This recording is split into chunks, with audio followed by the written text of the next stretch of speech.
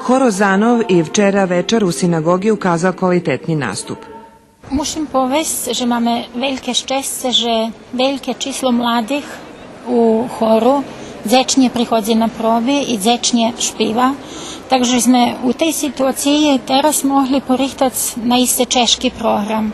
Tot program sme vyvodzeli u Švajcarskej, keď sme boli u novembru mešacu prešlého roku.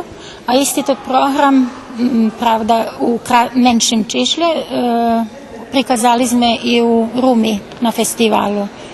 Takže tot program už dosť dlho špívame, a isto tako budeme špívať i u Poljskej. Včerajší nastup Hora Rozanov bol istočasne i prihtovanje za predstojace hostovanje na Međunarodnim festivalu duhovne muziki u Hajnovki u Poljskej.